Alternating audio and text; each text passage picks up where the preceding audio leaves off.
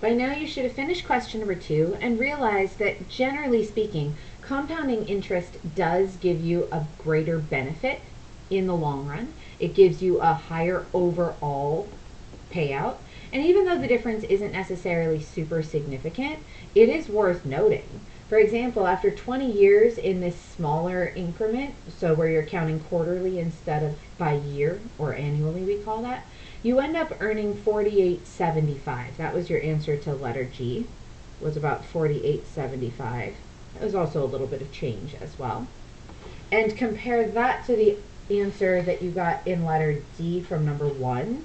The option 2 was 4,460, which, don't get me wrong, is still a significant amount of money. But if you're going to let your money sit there and do free stuff, you might as well take the one that gives you the most free money.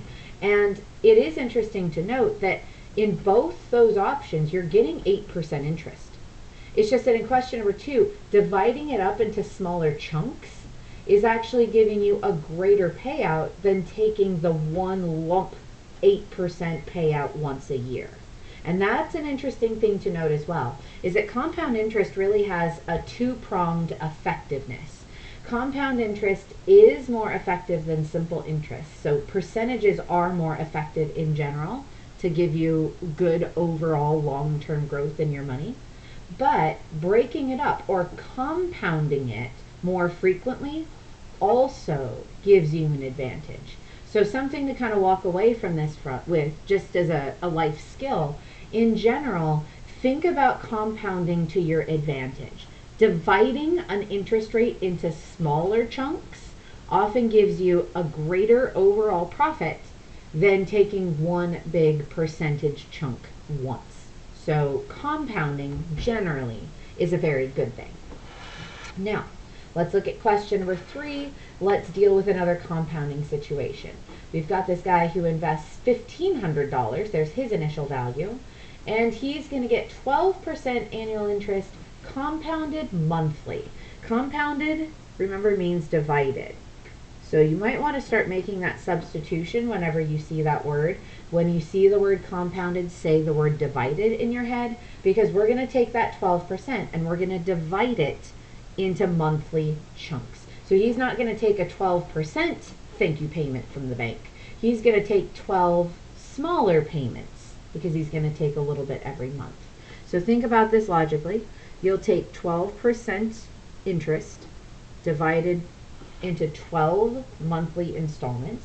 So that means he's really going to get 1% interest each time the bank pays him. So he's getting 12 small 1% payments instead of one gigantic 12% payment at the end of the year. Let's think about this as an equation then. Y equals initial value is 1,500 times, now I need to do my multiplier. I had 100% of my money plus each installment is going to be 1%, which is 101%. And if I convert 101% to a decimal, I'll get 1.01 to the power of x. Now it's worth noting here that if you write it in this context, x represents how many months he gets paid. So you actually have a choice here. If you can remember that x represents months, one thing that you can do to answer question letter B is to convert the question so that it's compatible with the equation you wrote. 10 years is not compatible. I can't plug 10 into x because x is measuring in months, 10 is a number of years, those are not like terms. But I can quickly do a conversion. 10 years, 12 months per year, that's 120 months. And I could use my equation now because I can plug in 120 where I have the months. So that would be one easy way to do it. Sometimes you'll see, and the answer key is one of these places, sometimes you'll see people write the equation like this. 1,500 times 1.01 to the power of 12x. And they'll say x represents years. Can you see why they would have done that? It's basically to save yourself the time of doing the conversion.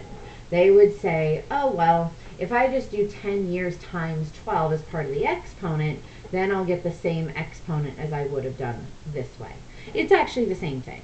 I don't think one way is better or more time saving than the other. It's just worth noting you might see the equation both ways, and both ways are correct.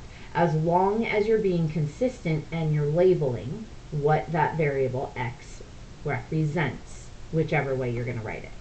Now, just for the sake of argument, you can see why it won't matter. If I do both calculations for 10 years, so that would be 1,500 times 1.01 to the power of, if I'm doing the first equation I wrote, we said that would be 120 months. There's your answer, $4,950.